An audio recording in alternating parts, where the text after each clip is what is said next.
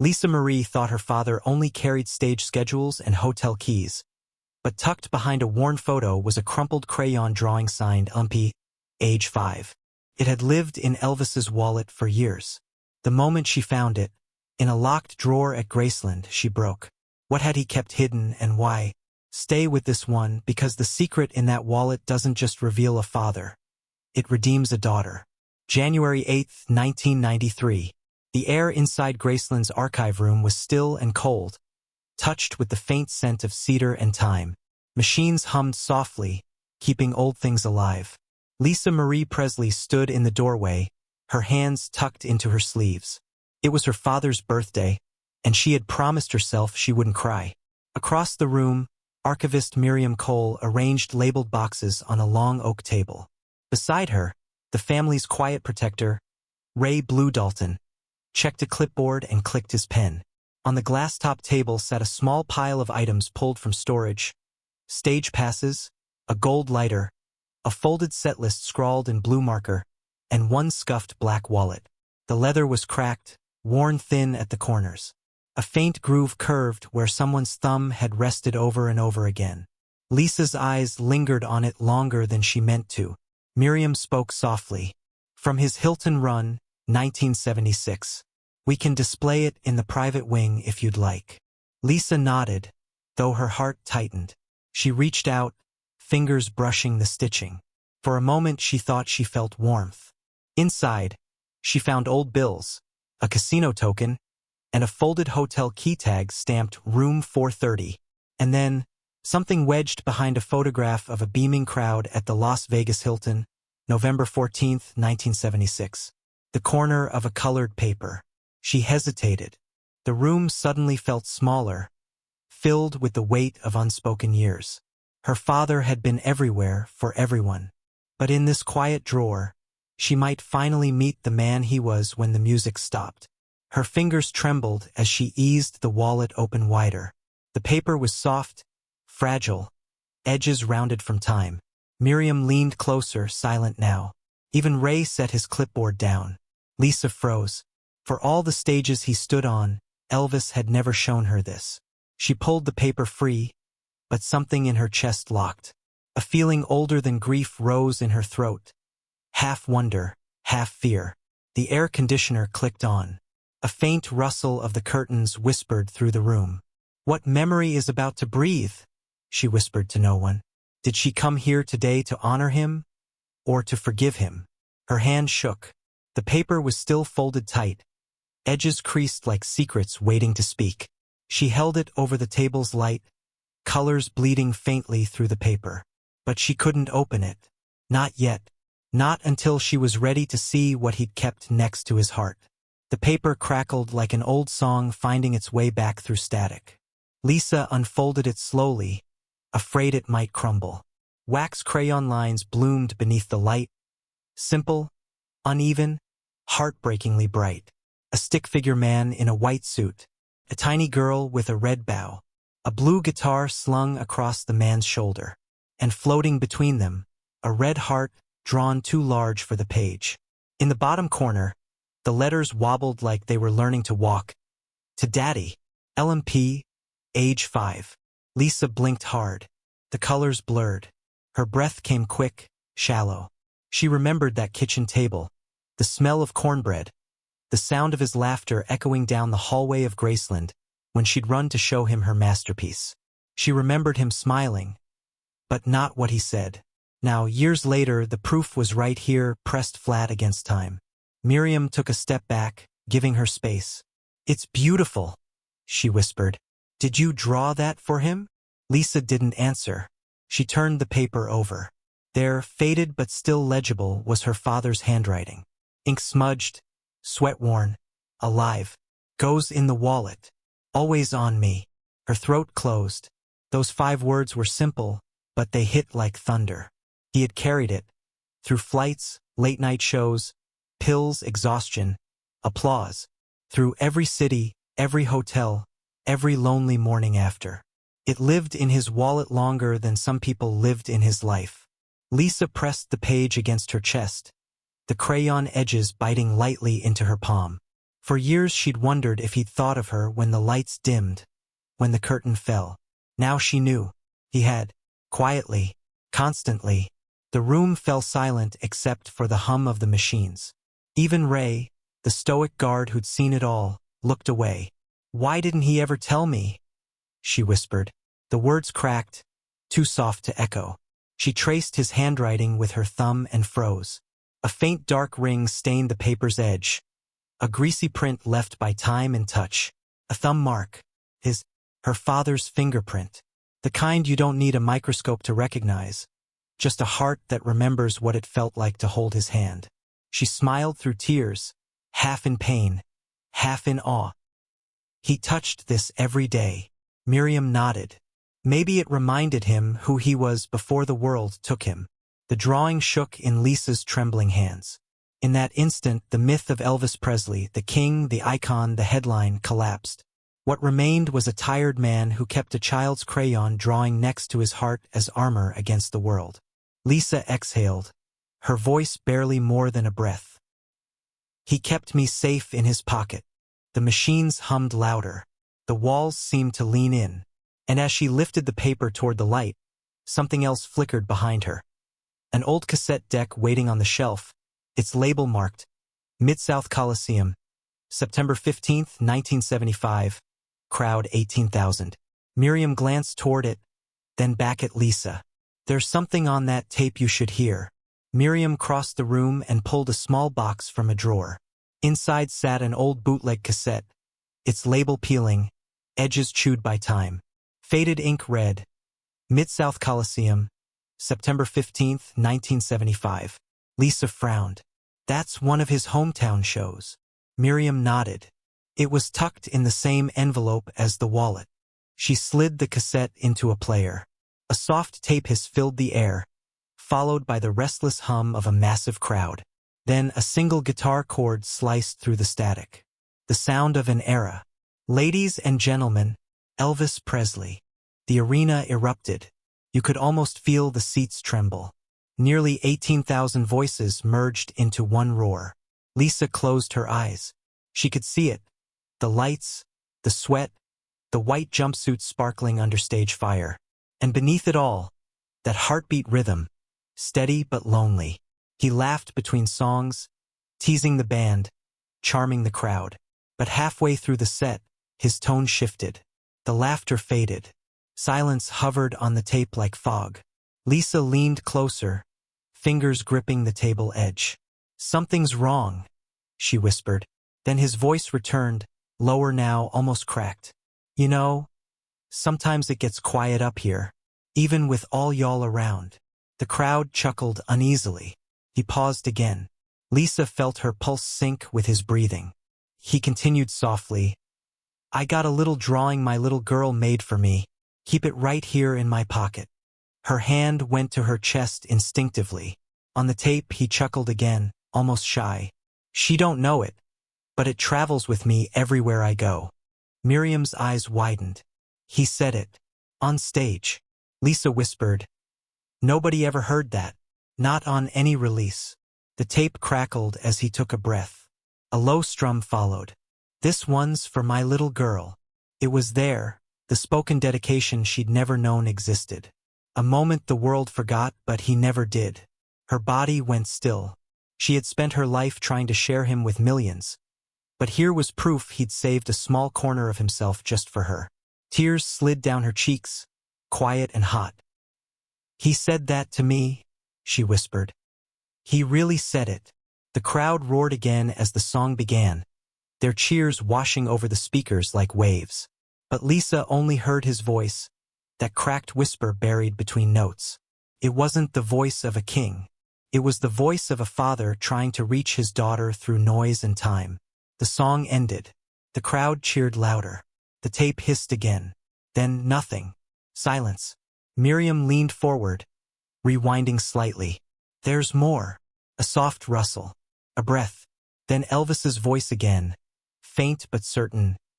"Goes in the wallet. Always on me." Lisa's eyes widened. The same words. The same promise.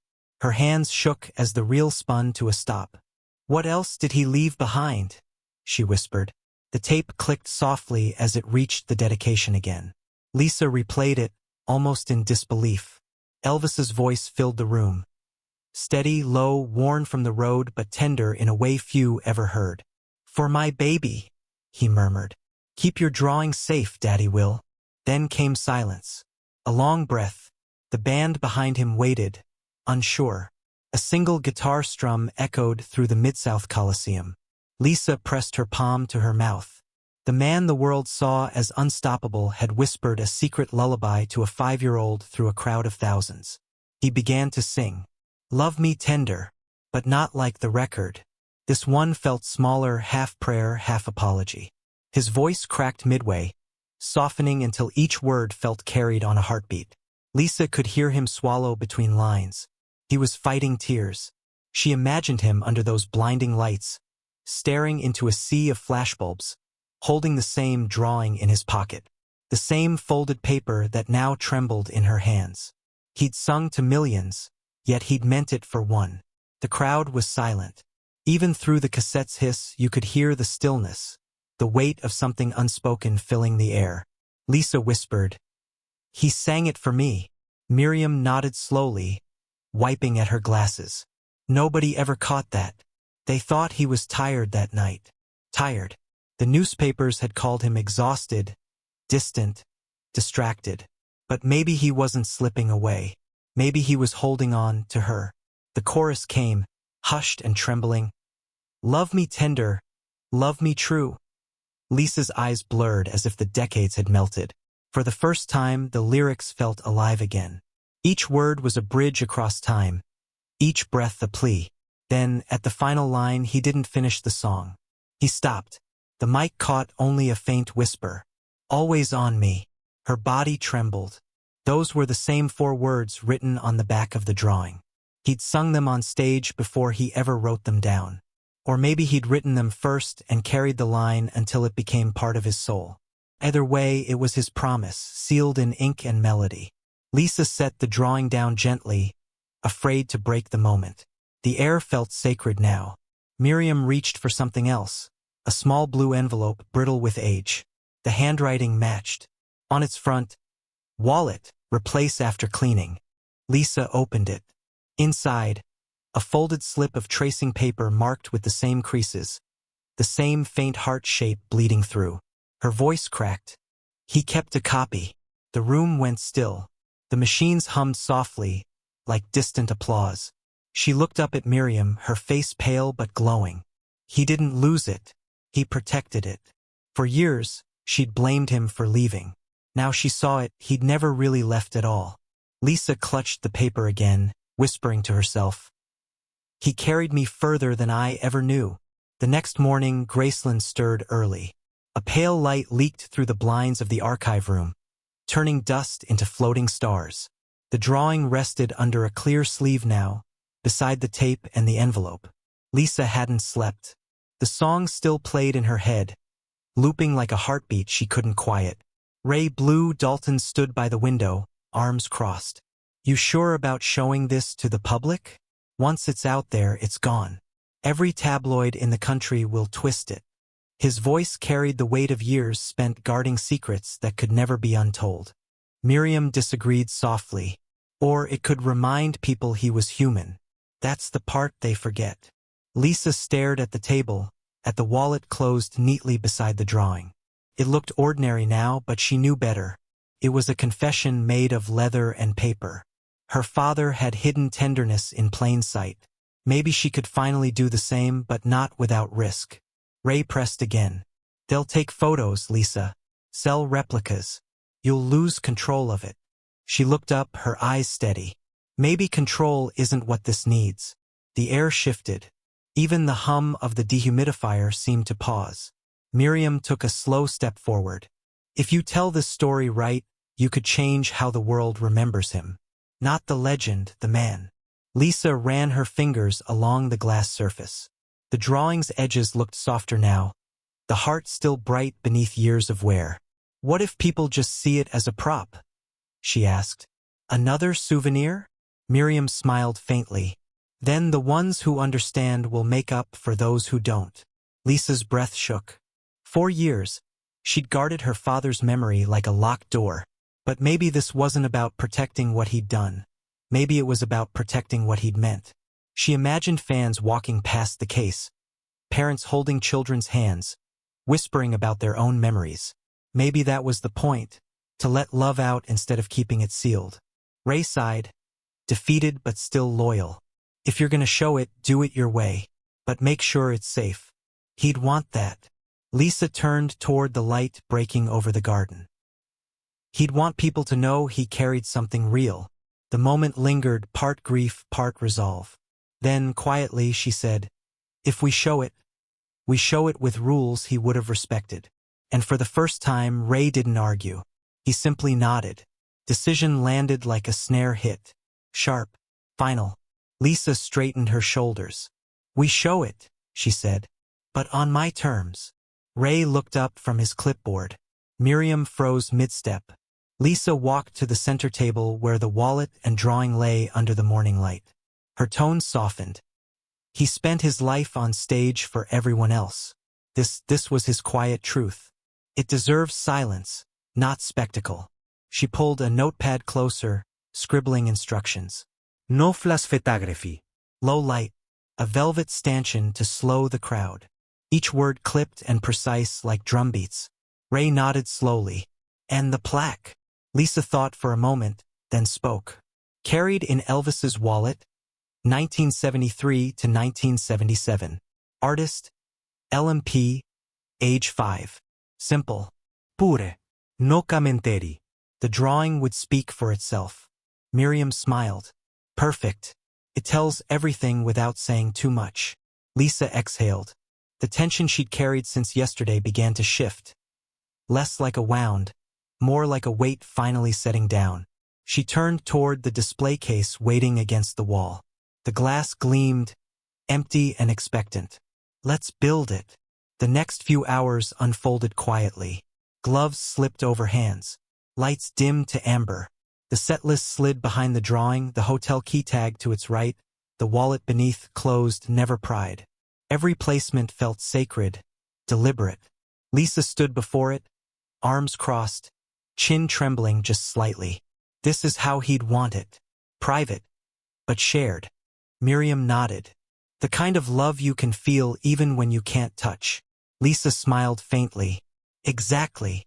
She turned toward the small recorder meant for the exhibit's audio guide. When the technician asked if she wanted someone else to narrate, she shook her head. No. Just silence between breaths. Let the room speak for him. Her voice, soft but certain, carried authority now. No longer a grieving daughter, but a guardian of something timeless. Then, before the case was sealed, she reached into her purse and pulled out a small Polaroid. A picture of her and her father on the Graceland lawn. Sunlight, laughter, and grass stains from a day before fame had a name. She slipped it quietly behind the drawing, hidden from public view. No one would ever know it was there, but she would.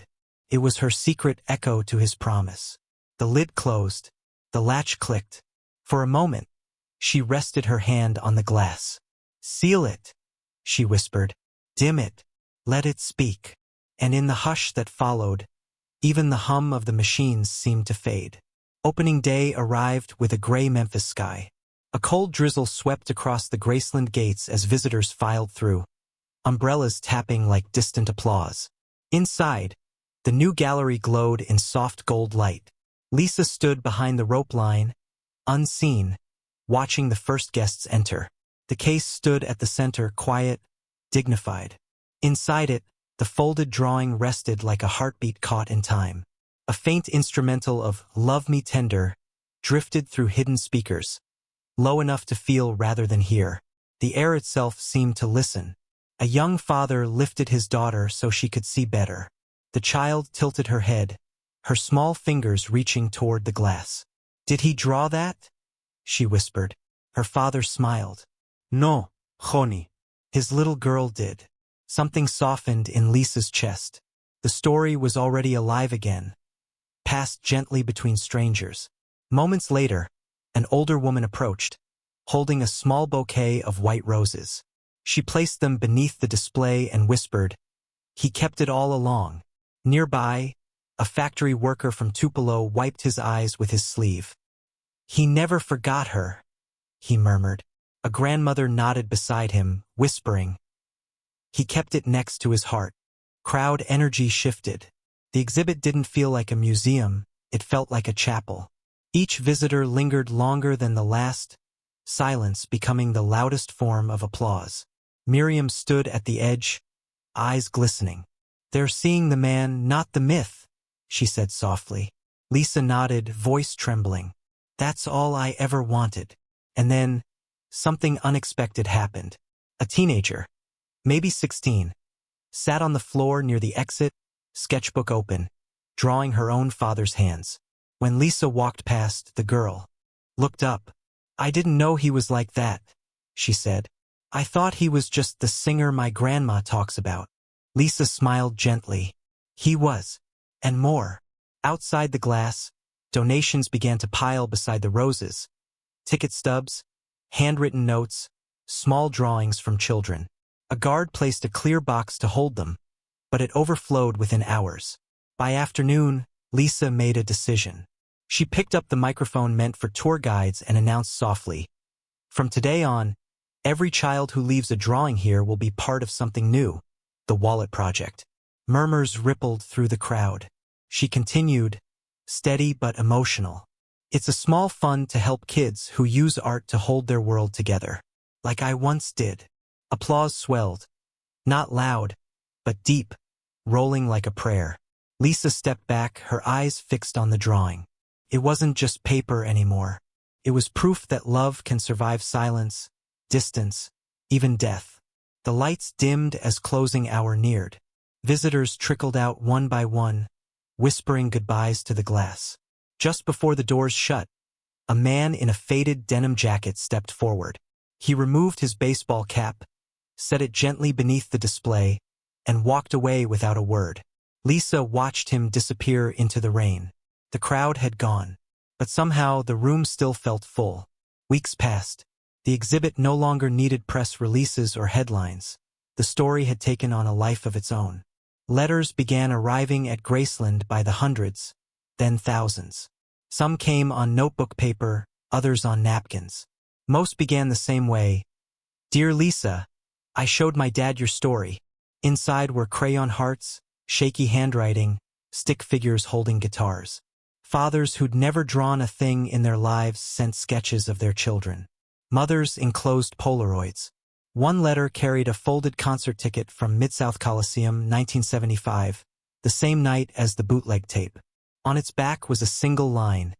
"He stopped the world for a child once. He'll do it again now." Lisa read every one. She laughed at some, cried at most. Each envelope felt like a heartbeat returning from somewhere far away. The Wallet Project exploded beyond what she'd imagined. Local stations covered it first, then national ones. Donations poured in, not from corporations but from fans, families, kids who sold lemonade to help other kids paint, draw, and dream. One small Memphis school wrote to say they'd renamed their art room LMP Corner. The principal's note read, "We tell them it stands for love, memory, promise." Every month, Lisa visited that classroom quietly. She'd sit among the children as they drew. No cameras, no entourage. She'd watch as they pressed color into paper with the same unfiltered joy she once had. And sometimes, she'd whisper, "Keep it, don't lose it. Someday, someone might need to find it again." Elsewhere, a touring singer paused mid-show, telling the crowd how the story had changed him. Stage lights dimmed. 20,000 people fell silent as he said, "This next song's for my little girl." All across the South, small museums began framing refrigerator drawings. Gas stations displayed child art beside photos of Elvis smiling. Love had found its echo. Lisa's father had once filled stadiums with sound. Now his silence filled homes with meaning. Legacy wasn't the statue on the lawn or the headlines in gold letters. It was the quiet drawer someone finally opened.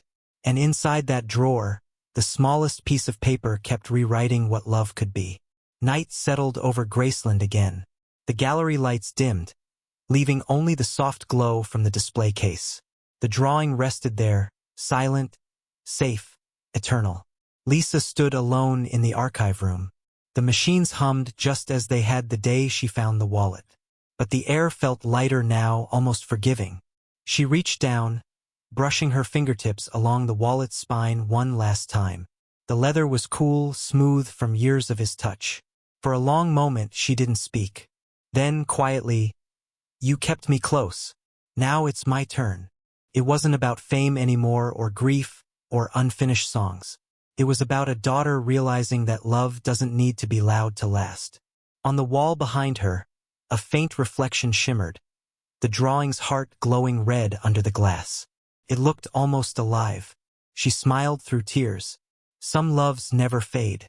They just wait to be found. She turned off the lamp, ready to leave. But as the room sank into darkness, the cassette deck on the shelf clicked softly. A brief hiss, then a whisper. Her father's voice, barely audible, almost lost in the static. "Always on me." Lisa froze. Her lips trembled, then curved into a smile. "Always on you too, Daddy." She closed the door gently behind her. And in the quiet that followed, it was hard to tell where memory ended and music began. If this story touched you, share it with someone who still keeps a folded drawing, a note, or a memory close. Because love doesn't vanish. It hides in small things, waiting to be seen. Tell someone today that you still carry them. You never know what heart might finally unfold.